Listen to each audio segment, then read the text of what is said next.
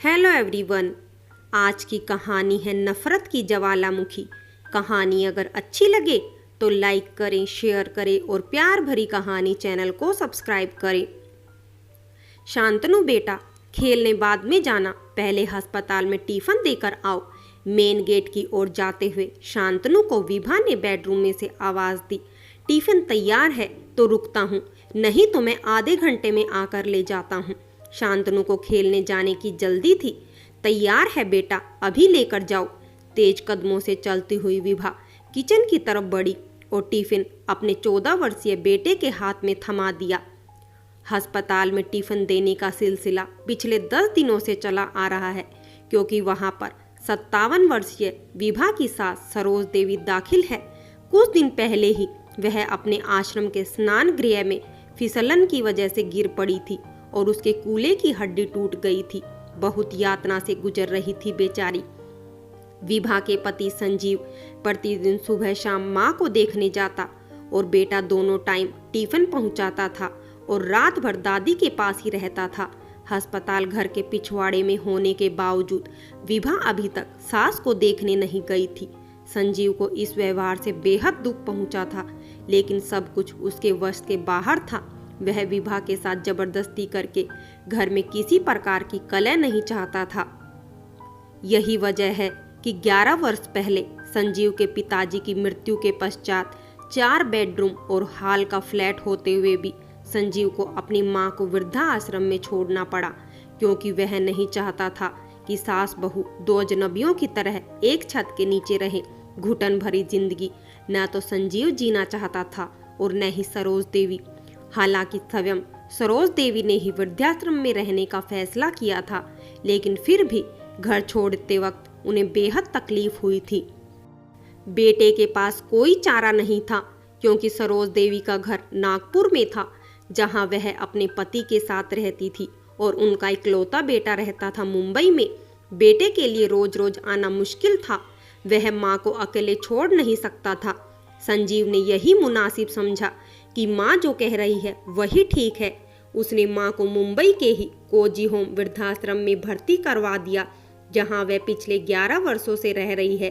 और संजीव प्रत्येक रविवार का दिन अपनी माँ के साथ गुजारता है, उनकी ज़रूरत की चीज़ें पहुँचाता है और सुख दुख की बातें करता है। आज जब संजीव रात को अस्पताल से वापस आया तो उसने विभा से कोई बात नहीं की। स्नान किया और खाना खाकर चुपचाप अपने कमरे में जाकर लेट गया।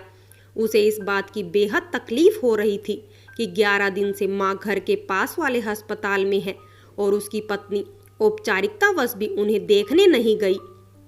विभा जब रसोई का काम निपटाकर शयन कक्ष में आई तो पति को दीवार की तरफ मुंह किए लेटे हुए पाया।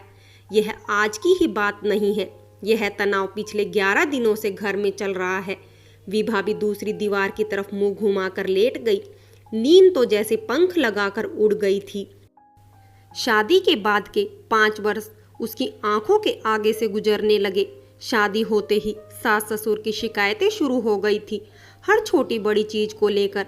न तो उन्हें विभा के मायके से आई हुई कोई चीज पसंद आती थी, न ही उसका बनाया हुआ खाना। रोज किसी न किसी चीज में नुक्स निकाल दिया जाता था। यहाँ तक कि विभा की आवाज में भी कहते कि यह बोलती कैसे है।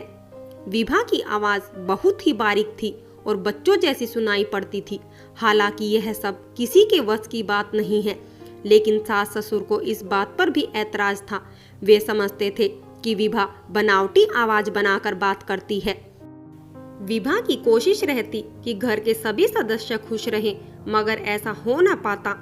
कभी कभी तंग आकर पलटकर वह जवाब भी दे देती थी। जिस दिन जवाब देती उसे अगले ही दिन घर में अदालत लग जाती और उसे संजीव के दबाव में आकर सास ससुर से माफी मांगनी पड़ती। संजीव का कहना था कि अगर इस घर में रहना है तो इस घर की मिट्टी में मिल जाओ। विभा के सुलगते हुए दिल में मुट्ठी भर राख और जमा हो जाती।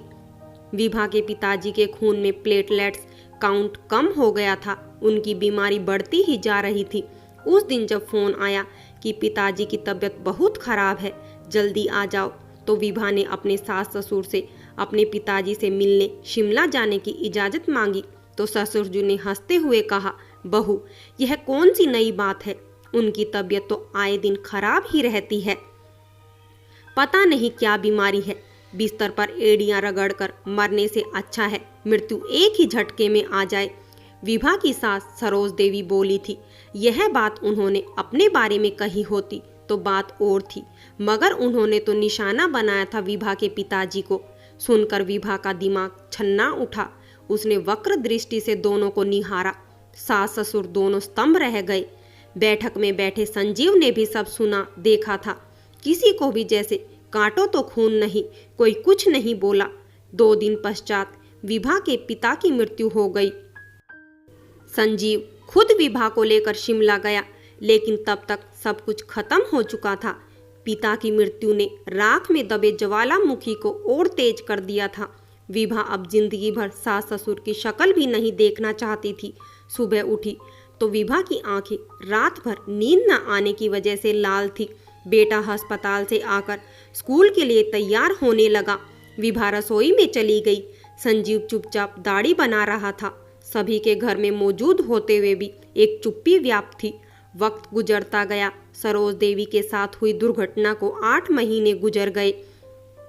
आज विभा सोकर उठी और जैसे ही पैरों पर शरीर का भार पड़ा, वह असहनीय पीड़ा से कर्रा उठी। वह चलने में लगभग असमर्थ थी। फिर शुरू हुआ डॉक्टरों, परीक्षणों और दवाइयों का सिलसिला। 1 सप्ताह गुजर गया और विभा बिल्कुल भी उठने के काबिल न रही। डॉक्टर ने रिपोर्ट देखकर बताया कि रीढ़ की हड्डी में नीचे वाली बोन घिसकर छोटी हो गई है।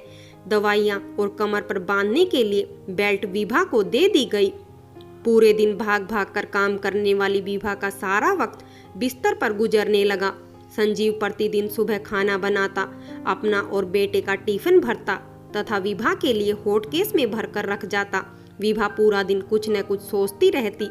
अंदर ही अंदर वह बुरी तरह डर गई थी। उसे लगने लगा था कि वह किसी काम की नहीं रही, पति पर बोझ बन गई है। अगर यह बीमारी ठीक न हुई तो वह जीते जी मर जाएगी। अचानक सास का चेहरा उसकी नजरों के सामने कौंध जाता है। कितनी तकलीफ हुई होगी मेरी सास को, कितना कष्ट उसने अकेले सहा। 11 वर्ष तक अकेलेपन का संताप झेला। बेटा बहू होते हुए भी, परिवार होते हुए भी तकलीफ से अकेली जूझती रही। मैंने जिंदगी में सिर्फ खोया ही खोया है। जिन्हें मैंने इतनी तकलीफ दी, क्या कभी उनके दिल से मेरे लिए दुआ निकली होगी? मैं सब कुछ भुलाकर उन्हें अपना बना सकती थी, लेकिन मैंने कोशिश ही नहीं की। अगर सास ससुर सही नहीं थे तो मैं भी तो गलत थी। इंसान को कभी कभी दूसरों को माफ भी कर देना चाहिए। कितने वर्षों से नफरत के ज्वालामुखी को परत दर परत अपने अंदर जमा करती आ रही हूँ। मैं आज तक नहीं जान पाई कि ज्वालामुखी मुझे ही झुलसाकर खत्म किए जा रहा है। अब और नहीं, मैं बिना किसी बोझ के निर्मल जीवन जीना चाहती हूँ। विभा ने मन ही मन एक दृढ़ निश्चय किया कि वह संजीव के साथ स्वयं जाएगी माँ जी को लेने, बस थोड़ी सी ठीक हो जाए। वह अगर आने के लिए नहीं मानेगी तो भी वह पैर पकड़कर खुशामद करके उन्हें मना लेगी। इन ख्यालों ने ही विभा को बहुत हल्का बना डाला। वह जल्दी ठीक होने का इंतजार करने लगी। शाम को संजीव जब ऑफिस से वापस आया तो विभा के चमकते चेहरे को देख उसे बहुत संतोष हुआ। जब विभा ने अपना इरादा बताया तो संजीव कृतज्ञ हो गया। उसके मन में आया कि दुनिया भर की खुशियां विभा पर न्योछावर कर दे, पर वह कुछ बोला नहीं, बस प्यार से उसके बालों को सहलाने लगा और झुककर उसका माथा चूम लिया। फ्रेंड्स, कहानी अगर अच्छी लगी हो तो लाइक करें, शेयर करें और प्यार भरी कहानी चैनल को सब्सक्राइब करें।